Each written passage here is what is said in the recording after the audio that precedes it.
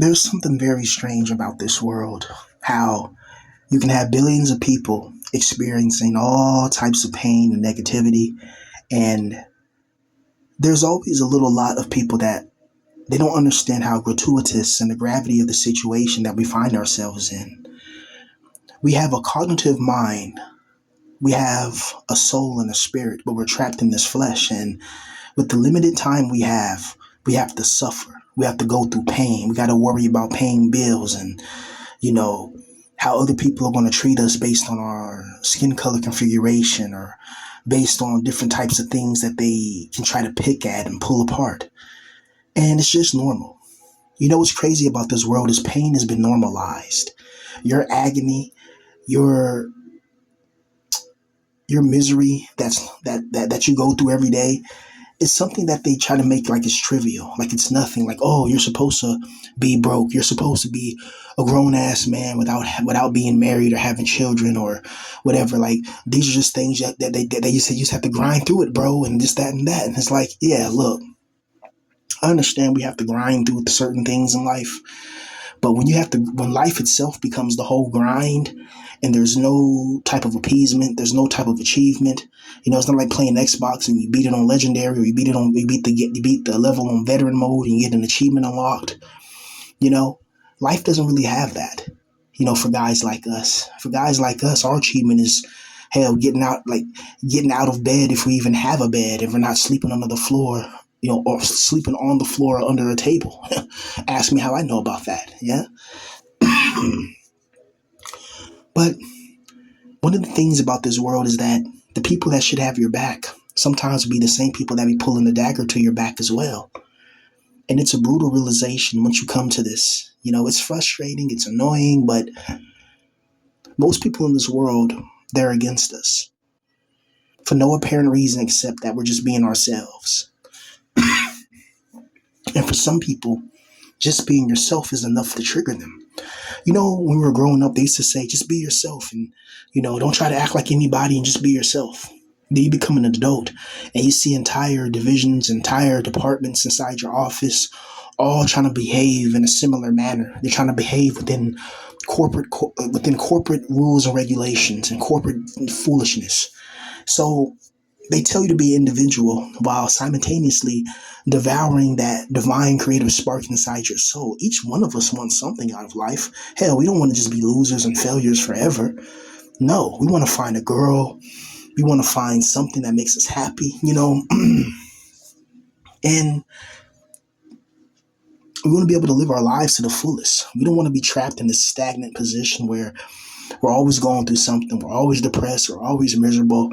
And life is just passing us by. I used to hear that a lot when I was younger. Life is just passing you by. You're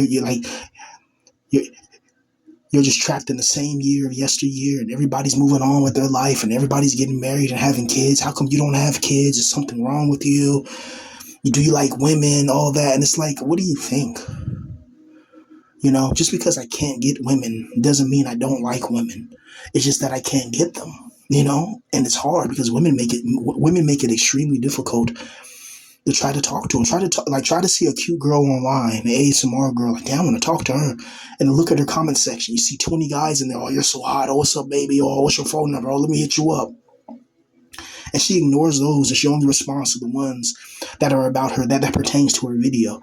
So the ones that says, oh yeah, nice hand movements or whatever, nice, tapping on your phone or whatever. She hearts and she likes those comments. But the other comments she just ignores. She doesn't give them not even a chance. It's brutal. But this world just seems like some type of simulation that we're deeply engraved in and that we're deeply engaged with. Like, we're forced to be in this position. We're forced to be in this planet. We don't got no choices for real, because if you had a choice, would you tell me your first choice would be come to a place like this? And then, the emotional fluctuations, thinking about life and what could have been, what hasn't been, and what never will be, that eats up at a man, that eats up at a person's soul, when you're constantly thinking about your past and You try to escape your past, but how can you escape your past when you're trapped in economic, stagnation? In order to escape your past and heal from our depression, we have to become rich and wealthy and escape these toxic work environments, escape these toxic family dynamics and social hierarchies. And we have to get to our own place, like a beach somewhere, a nice beach or the beautiful, whatever the hell it is, a place where you can just be yourself. And you sit there and you think and you meditate, you eat, you drink, you find yourself, you create, and you discover who you are as a person. This world doesn't want you to discover who you are as a person. You work in that job that you can't stand. That's not who you are as a person. You're in survival mode. Who you are as a person is that person that creates what you want to create inside your soul, and it formulates and it foments and it vents out. And all this electrical energy and innovation comes out, and you create something. Whether it's a book, whether it's a song, whether it's a beat, whether it's a novel, you're creating.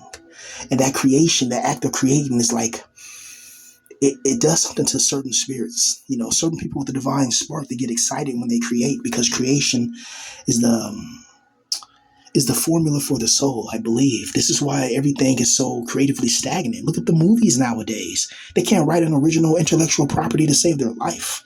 Look at the video games. It's the same shit. They can't make any type of IP since Halo and Call of Duty. And Gears of War. Notice it's always the new Call of Duty, the new Gears of War, the new Halo. It's like, bro, they were new 20-something years ago. We don't care about. They're not new anymore. Make a new intellectual property. Make a new Gears of War. Make a new Halo with actually people that know how to make video games and not trying to put their social activist issues in the games, which is all orchestrated by the Sheikah purse. We're not going to get deep in that, right? But it's no coincidence that a lot of pandering goes into video games and entertainment. And this pandering is designed to brainwash certain people. It's designed to pull your mind in a low vibrational frequency so we can be deluded, recruited, and prostituted. Pretty much. Because they take your mind and then they brainwash you and make you just a talking, walking puppet of their own wickedness, evil, and demands. It's crazy, man, how this world is really ran when you truly think about it.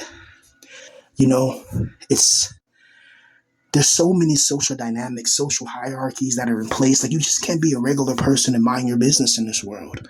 When you try to be a regular person and just stay out the way and just focus on your own business endeavors and your projects, there's always something that's trying to vie for your attention, trying to pull you away from what you're trying to pull you away from something that's going to progress your life in a positive direction. Have you guys ever noticed that? I have. And just think of the human body, using the bathroom, going to pee, getting sick and throwing up. Like earlier, I was sick, caught another stomach flu. And I'm reading online, they're talking about there's this contamination in the lettuce and shit like that. So I'm avoiding anything with lettuce, and I'm just like, damn, just can't catch a fucking break. And it's coming up on the 1 year anniversary of Auntie passing away. Crazy, crazy, that's all I'll say on that, yeah. So anyway, we got to get our minds right, man. We have to really focus on something that can really generate something for us. I don't care what you have to do. You better think of it fast, because time is running out. Like, we have to figure out a way to get money. I don't give a fuck if this world's going to end or whatever. I just want to be happy for 10 minutes, Give me a beautiful white woman, a white girl, Yes, I love white women. I don't care if that makes you mad. I don't care. That's probably why I was targeted in the first place, right? Because of my skin color configuration and my affinity to European women. But it is what it is. It's what I like. I like white girls. Not just white girls. I like all types of races of girls. But if it's my preference, I'll go for the white girl if I can. But I look at my social economic position, my skin color configuration and integration with my psychosis, I suppose. I wanted to fight the demiurge and defeat Abaddon and destroy Hades and destroy the depths of Hades and all the princes of hell and all that, and thinking that I'm going to battle them and fight them like Devil May Cry or Kratos from God of War. If you can get past my mental capacities, I should say, then I think I'll make a good boyfriend, or a good husband or something. If I had my money right, you know, and just be me and my beautiful white queen, as we play Fortnite and play video games and stuff like that, Netflix and chill, and be happy. Like, you only have one life. Who cares what people think? Who cares if people don't like that? Those people are pathetic, man. If somebody looks at you because your preferences of what you like and they don't like you because of that, it's like you're wasting your one life hating on somebody because they like a woman of a particular demographic. Are you crazy? Like, there's billions of people out there. Are you going to go to every single person, every single couple? Some black men ain't going to play with you, you know? And, you go up to their face with some nonsense and you may be on the concrete. But the problem is, today, because of the internet and how people can remain anonymous on the internet, they can hide and delete and lie.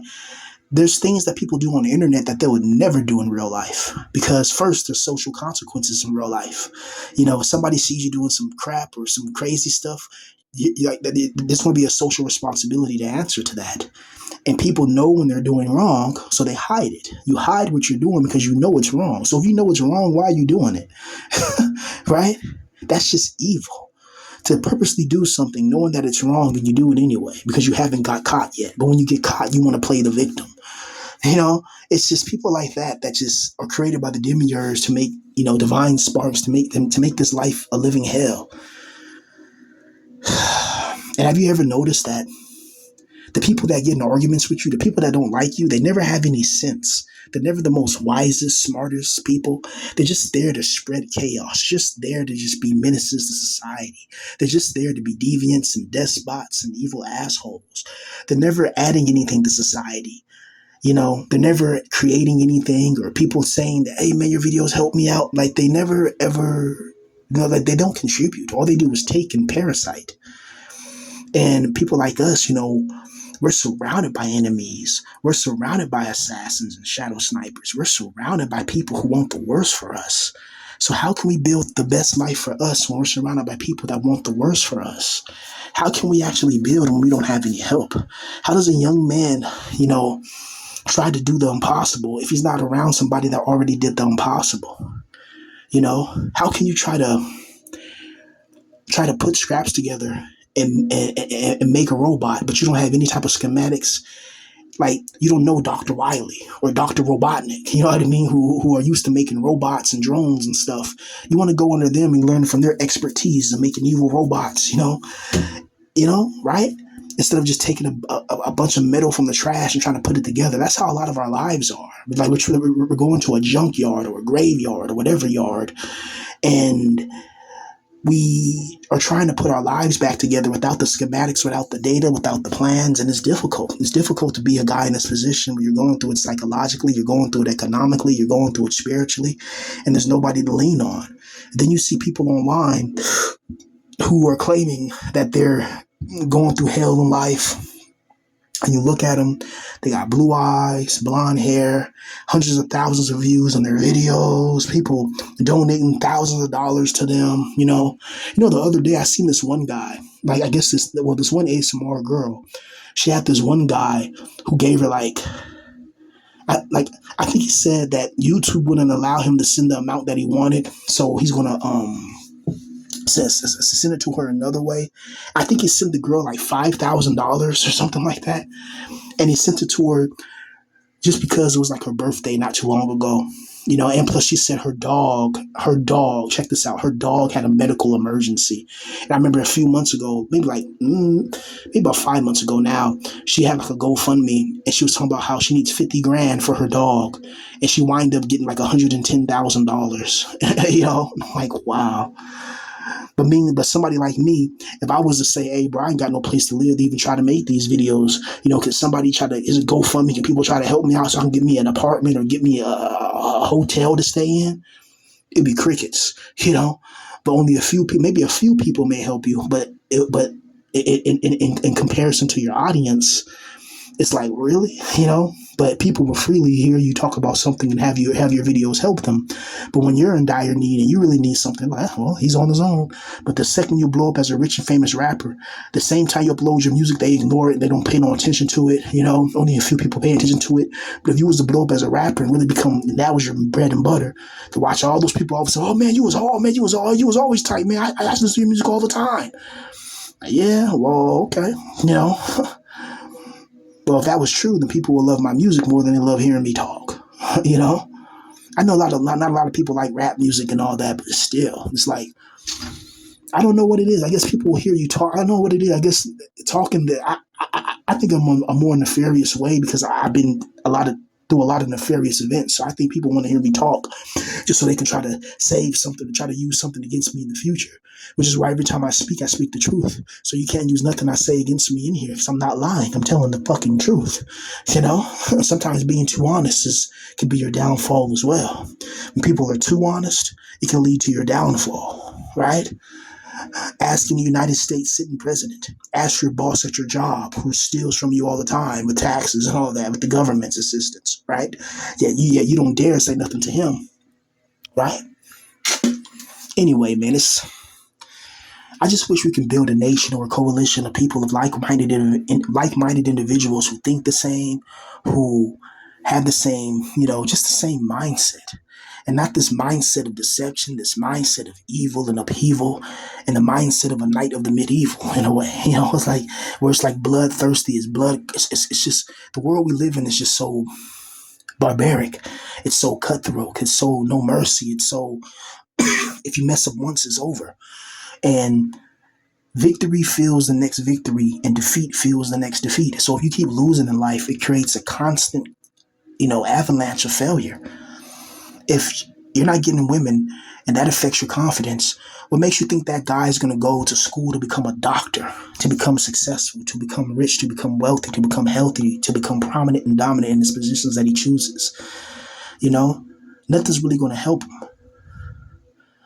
Besides having that woman and having what he wants, having that emotional escalation, having those emotional delegations put apart for himself so he can enjoy it. The mind can be healed with positive events and experiences, which is why the demiurge makes sure to calculate our life with the most negative events we can have so we can generate the most louche, the most negative energetic manifestational frequency, and once you realize that life is filled with lies and shadow knives and it's really just for energetic manifestational frequency harvesting, it makes sense, but it becomes kind of scary in a way because it's like, damn, we only exist, just to work these crappy jobs because these crappy jobs are in the form of like Moloch worship or Saturn worship. You go to a job 8 hours every single day. That's a ritual. You're giving your time, your attention, your energy, your synergy, all to one place every single day. So how is that place where you go not your God? Whether you have to go because you need the money to have a roof over your head. So every day you go to these 9 to 5s, you're unceremoniously taking part in the ritual, in the energy harvesting. That's what jobs are. Jobs are major energy harvesting locations. People get mad on the job. People get hurt on the job. People get jealous on the job. People get sad on the job. People get depressed on the job. People get emotional. So many emotional fluctuations on the job.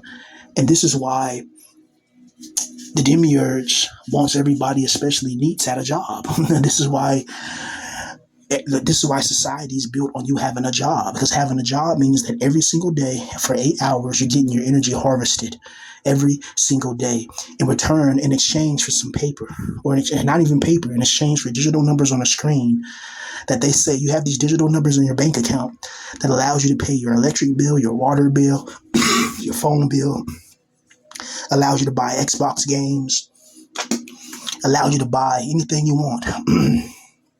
But you have to bow to this system and be subservient to this system and be observant to all the rules and regulations of the system. But what if you live in a system that's based on corruption and it uses corruption to function? How is that a sustainable system? A system that's built on a wall of lies. How do they expect to sustain this for future generations? Don't they know that future generations are eventually going to wake up, even if it takes a long time?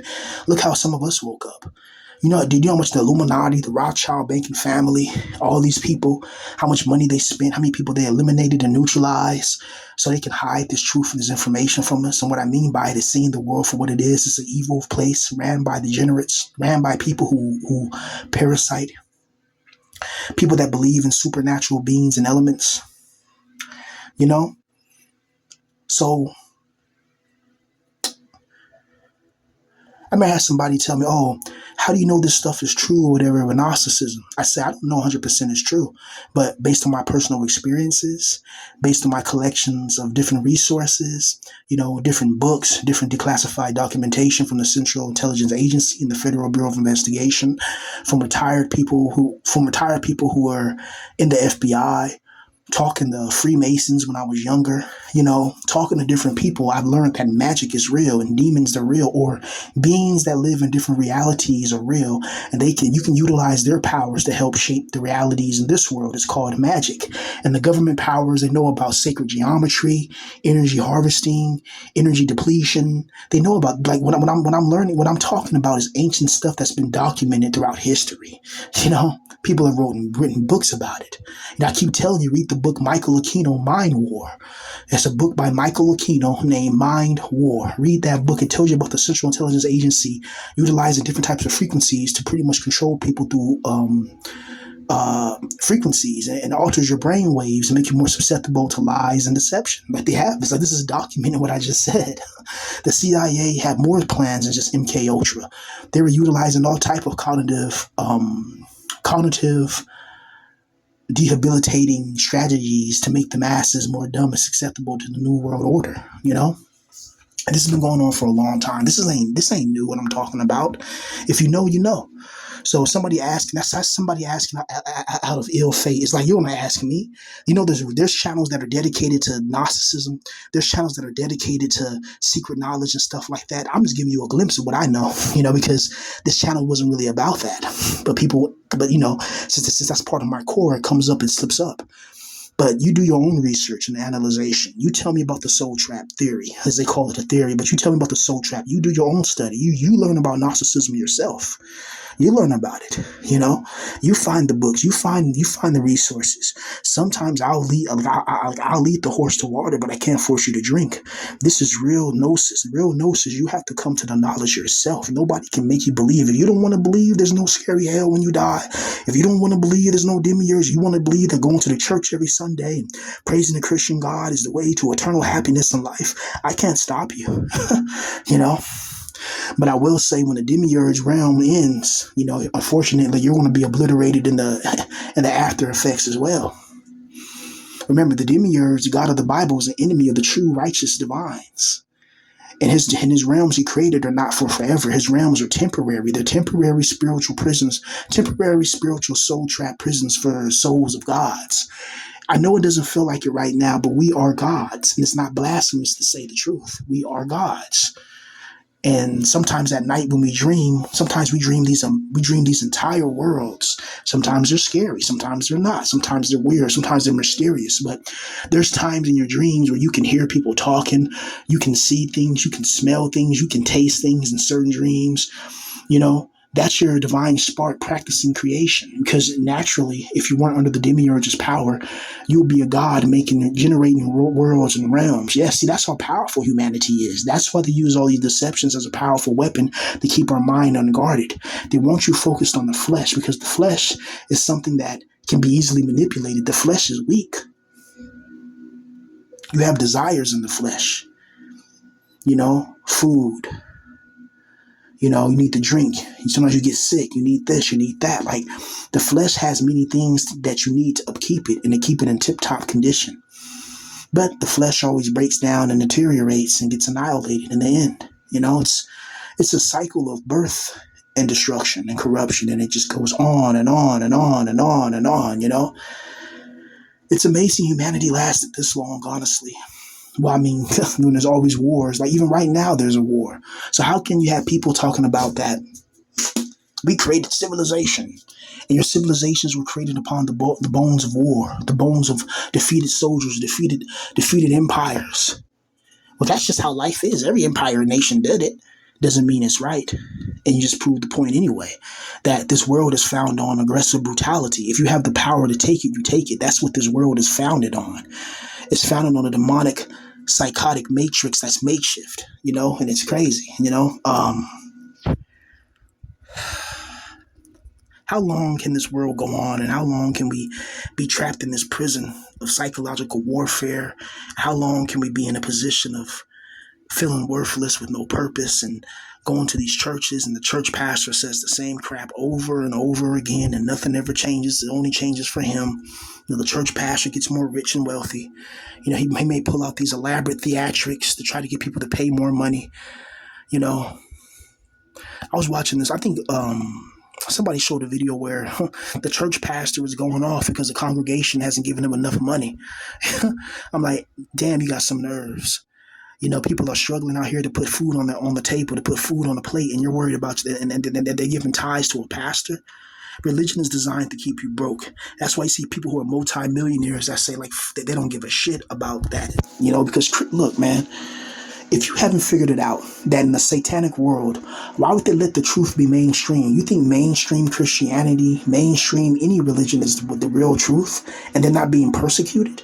You think the demiurge would allow the real truth to be out there? Gnostics and Gnosticism was hidden from the world. No one even heard about it because the Gnostics were sent by the church.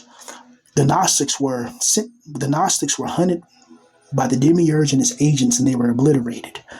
The Gnostics were actually attacked. They actually gave their lives to hide some of this information, And the demiurge thought he won. Remember, the demiurge has limitations as a god. Remember, he's not all powerful and all seeing and all knowing. He would like you to think that.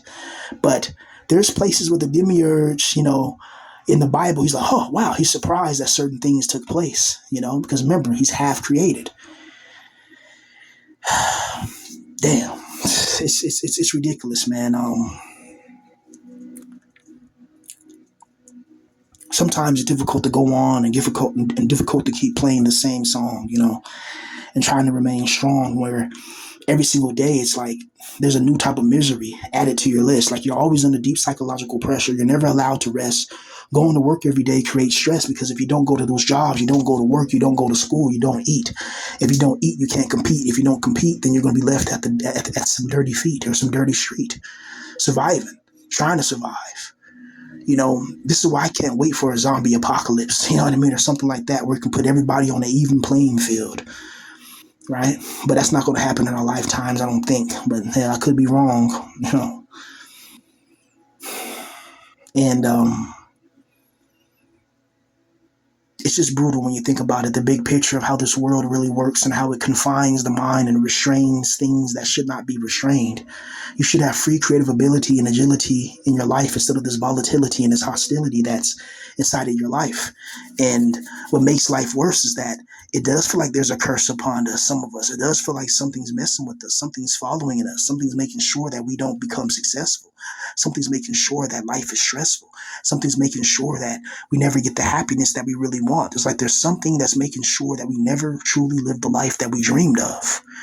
There's something out there that's governing all this. I don't care what anybody fucking says. This is too well complicated and advanced to be some random act of just randomness. The way this world is designed, the way we're confined, the way this world's designed to make you lose your mind and lose your time and lose everything, I don't think it's just random. I think this was coordinated to make us go through as much hell as possible before we break. And then when we pass away, we go through another soul trap torture chamber that's customized to what you're scared of. You're scared of deep, dark water. The demiurge will put you in a giant abyssal ocean with giant sea monsters there to terrify you. You're scared of fire. He'll put you in a giant pillar of fire. You're scared of giant worms or snake. Whatever you're scared of is going to manifest from the demiurge, and then he's going to put a light. And he wants you to get scared and run from whatever's chasing you or scaring you, so you can go into the light and be loosed and reincarnated. It's scary, isn't it? It gets worse than that. And there's more stuff I can say, but I really don't want to scare the shit out of people because fear is a low vibrational frequency. I want to create the frequency of knowing and getting gnosis, versus a higher vibrational frequency which leads out of this wickedness. Our goal is to escape to the pleroma, not to be trapped by fear and intimidation from the demiurge and his evil, diabolical forces and shadow sorcerers and wizards and cold shadow blizzards. So, yeah, I thank you guys for listening. Eventually I'm finna get ready to start a Patreon. I'm finna work on some books. I'm finna start trying to release stuff independently. Hopefully you guys support it. It's not gonna be too expensive. Um, Little Patreon, little books here and there. I'm just trying to build, man. And I thank you guys for being with me on this journey. And you guys take it easy. Have a good night. Peace.